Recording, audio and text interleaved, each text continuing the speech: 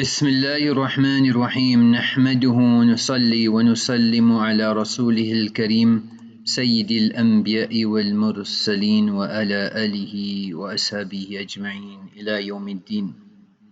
Knowing the truth, seeing the truth and still believing the lies, the question is, do I get caught in the same trap? I know nafs, I know shaitan, I know the environment, I know about batil pushing all the agendas, but do I still believe all the lies? Do I go by what they say, or do I go by what Allah and His Rasul sallallahu alaihi wasallam has encouraged us to do?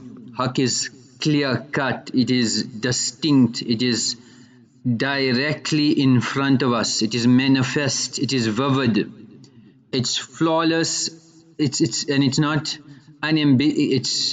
it's not something that's ambiguous, it's unambiguous. So what's the truth? And when the untruth is repeated again and again, am I caught up in their propaganda? Do I start believing in what they say and encourage?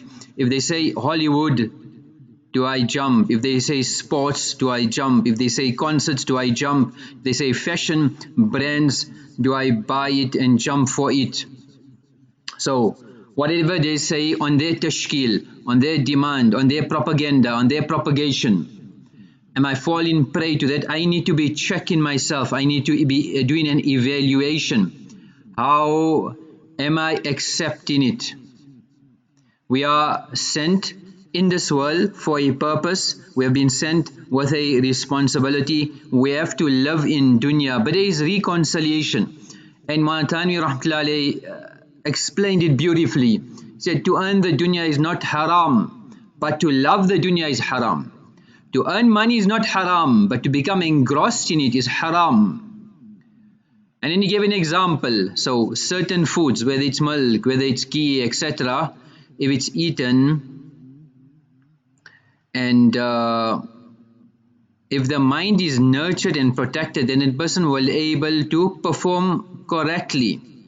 So the mind, what it needs, if you feed it, it will perform. If you feed it the wrong thing, it will cause harm. So he said, feed the nafs and take deeni work from it. The nafs is like an employee and the mind is the governmental machine. If it gets fed, it gets paid regularly, then the repairs, the maintenance will take place and it will function properly. And then he used to say that Nabi alayhi salam has said the nafs has a right upon you. And he said a strong believer is better, al-mu'minul qawi, khair. So a strong believer is better than a weaker believer. So he is physically strong, so he can assist others. He is also spiritually strong, so he can assist others also. He doesn't get caught up in the dunya. He knows how to utilize his time properly. He knows how to control his nafs and to take maximum out of this nafs, to take maximum out of this time, to take maximum out of this life. And that's what as a believer I need to be checking, I need to be evaluating, and I need to be preparing and not get caught by these propaganda machines that are in front of us. Like there was a story of a fish seller who opened up a fish shop, and above the door he hung a panel and he wrote he put a board, a sign there, Huna yuba'u samak, fish sold here. So a customer came and questioned, لماذا كتبت كلمة هنا? Why have you written the word ya? Isn't it fish are sold in other places? Isn't it? So now he came in doubt. فحذف كلمة هنا. So he deleted the word ya. Then came somebody else and he said, there's no need for the word sold, yuba, because people will understand it, that you are selling fish. Obviously they'll sell a fish and they'll know that you are selling fish and you don't give fish away for free. So he deleted the word sold. Then somebody came, لا حاجة إلى كلمة السمك فإن الناس يرونه. He said, why are you writing the word fish, people can see it, people can smell it. فَنَزَعَ اللَّوْحَ, so he took down the panel. So how much am I affected by the environment, by the propaganda? They have their machines, they've been tasks, they've got targets. Am I seen through the deception? Am I seen through their way of life, their dressing, their eating, their lifestyle? Is sunnah more important? We are told a believer eats on the floor and eats. Nabi alayhi salam was a humble servant. I eat on the ground and eat like a humble servant. So have I tabled my food to be on a table? So am I able to practice on sunnah and don't sit on a table? Or am I disable and I sit on the table? So it may seem something light, something insignificant, but where did it start from? Where did it initiate from? Who impregnated this idea, this concept of eating food? And how many sunnahs are broken? Whether it's ittika, we leaning on something, whether it's not removing the shoes, whether it is not sitting the sunnah methodology of sitting, etc., etc., etc. So we have to see in this situation, am I wise enough to see through all this deception? And am I taking maximum out of the short time that Allah subhanahu wa ta'ala has given me? Is in a time of Harun al-Rashid, there was a youngster by the name of Ahmad, and he came from a poor family, and people knew of his acumen and his intelligence, and he became famous. So news reached Harun al-Rashid, the Khalifa. So he summoned Ahmad in Baghdad in his welcoming hall in front of the ministers, and he asked the boy, he addressed him and said that ماذا تريد أن أعطيك? What do you want me to give you? Is there anything that you want? So the boy said, I want you to give me your advice and your knowledge so I can become like you, wise. حتى أكون حكيما مثلك. ابتسم الخليفة. So Harun al-Rashid became happy, he became thrilled, he smiled, and he ordered that rings made of gold and rings made of silver be brought. He put them in front of the boy. He said to him, what is the thing that you like most? Choose whatever you like. ما هو أحب الشيء إليك اختر ما شئت. So he said, oh Khalifa, al-Khalifatu, the Khalifa is أحب شيء عندي. The Khalifa is what I prefer most, what I like most. But if you really have to want me to choose something, then I will choose these rings. And he took the rings of gold and placed all the rings on his hand. So the Khalifa again smiled, he was thrilled when he heard this answer.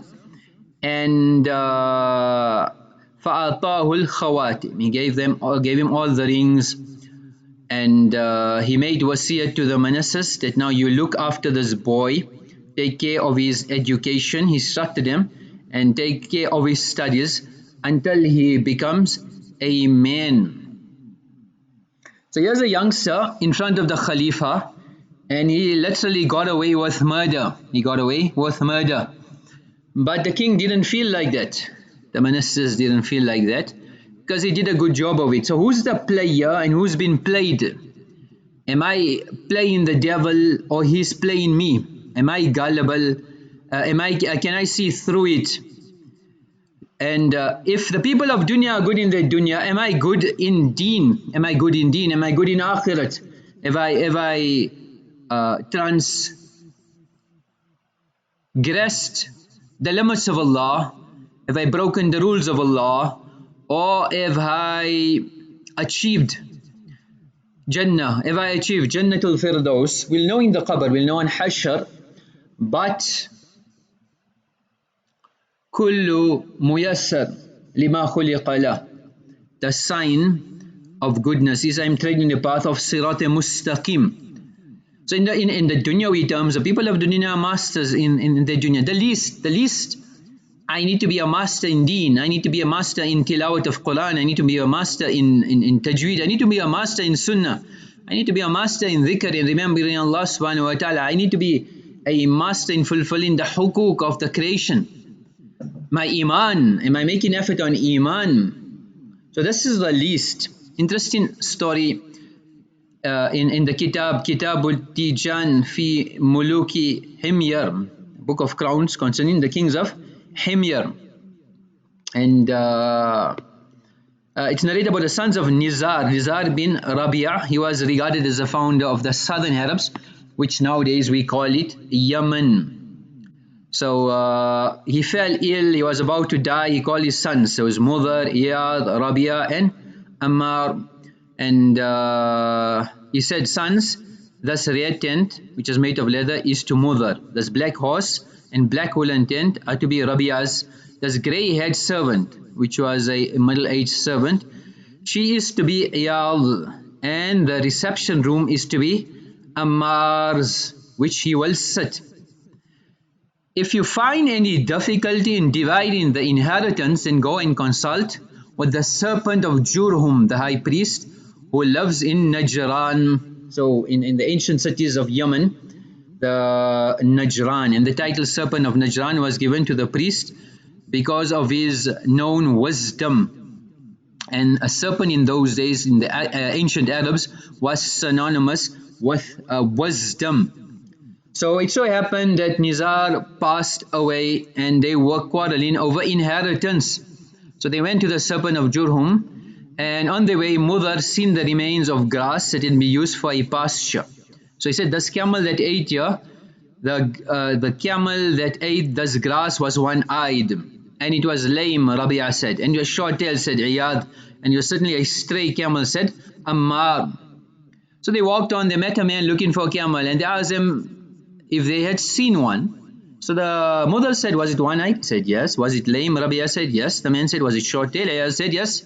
Was it a stray camel? Ammar said, finally, yes. The man answered, that's a very camel. Take me to where it is. They said, we never saw it. So the man said, you are lying. How can I believe you when you describe my camel down to the last detail? So he remained with them till they reached Najran. And then when they reached there, he screamed, these men have taken my camel, they've described it to me, but we never saw it. So then they had to go to the serpent of Najran, who was a qadi among the Arabs, the wise sage of the time, and they put the case before it. So he said, tell me, how were you able to describe it? He asked. So they said that, very simple, I seen that on one side of the pasture it was grazed and the other was left over, so I knew it must be one-eyed. Then Rabia said that I saw one of its feet had left clear tracks, means it was a weaker one, which means it must be lame. Then Iyad said that I knew it had a short tail because its dung was in a single heap. Had it long tail, it would have been scattered. Then Ammar said I knew it was a stray camel because it had grazed in one lush place with thick grass, and he left the other one with poorer grass. So the wise man said that these men didn't take your camel, go and search for it. And he asked them, who are you? So they told them the story, he welcomed them. Obviously they were searching for him to sort out the inheritance. So he said, how can you be in need of me when you've got such skill? You've got such skill. So point to note is that in Dunya you can go to the last minute detail. You'll be baffled at how Dunya you can be detailed. We are saying Deen is clear, you don't need to go into the intricacies. The ulama have spelled out, Quran is clear, Hadith is clear. We need to find the ulama haq, ulama rabbaniyin, the sulaha, will link us to Allah and His Rasul. So anyway, he treated them, gave them a good time, he slaughtered a goat for them. He was hospitable to them, he brought some wine, and then secretly, without them knowing, he was listening to their conversation. So Rabia said, I should have never eaten more delicious meat had this goat not been felt by a female dog. Then mother said, I should have never drunk better wine if the vine had not been growing on a grave. Iyal said, I should have never to this day seen a man more noble than this man. If only he had come from the father he claimed, means he was illegitimate. And Ammar said, I've never heard words more beneficial, profitable to us than our words today. So this was uttered, and the man, the wise man, heard this, and he thought, so maybe these are evil people, devilish men, and he was yet doubtful, because he thought, so they are making up stories. It's not possible, like how the first man heard them and thought, so it's not possible, but they had reasons how they had identified it. So he called the server who served about the wine and asked it, where had it come from? So the man told him that from a shoot I planted on my father's grave, and that wine was the most delicious. Then he called the herdsman, what's the matter with this goat that we slaughtered? So it's a small goat, and the mother had died. There was no milk amongst the goats we had, so my dog, I had feed it, which was a female. From there, now the third incident, he had to go to his mother, asked her who was the father. So she said that she was married to the king of great wealth, but the problem was he could not beget any children, and he would die childless, and this wealth would be lost. So now he was sure that these people were true and genuine. So he went back to them and he told them the whole story. Then they narrated to him the father's advice, that when you are in dispute with regards to the inheritance, then go to this person here, and he will make hal of this ibarat, he will solve this problem. So then he told him, very simple, whatever wealth falls under the color red, that belongs to Mudar. So Mudar took all the dinars and all the red camels, and he was nicknamed Mudar the Red. Then he said, for the one whom the black horse and black tent was given, he shall be given everything that is black. So Rabi'a inherited all the black horses and was called Rabi'a the horse. Then all that resembled the grey head maid servant belongs to Iyad, and he inherited all the white and grey sheep, and he was called Iyad the grey. As for Ammar, he gave him all the dirhams and whatever was left in the inheritance, and he was called Ammar the remnant. So hal of ibarat, understanding the situation and solving the problem. Do I understand Allah Jalla Jalaluhu has sent me? What a great responsibility to practice on Deen, to propagate Deen, and to make sure this Deen reaches the four corners of this earth. And I've been tasked with a great responsibility, and I should not be caught short with regards to this responsibility. Am I in the dark? Is the devil so good at his game, and am I good at my game or not? So somebody went for a job interview. The human resources officer asked him, what salary are you looking for? He said, around $90,000, $100,000, depending on the benefits and package. So the human resource officer said, well, what you say, package of 6 weeks, vacation, plus 12 paid holidays, full medical, full dental, a brand new company car every year, a 13th check, and he went with the list, went on. So the person said, wow, are you kidding? Is this for real? He said, obviously not, you started it, obviously. You started, where are you dreaming of $100,000? It's not going to happen. So the reality, we need to understand the reality. Where am I, and where should I be going?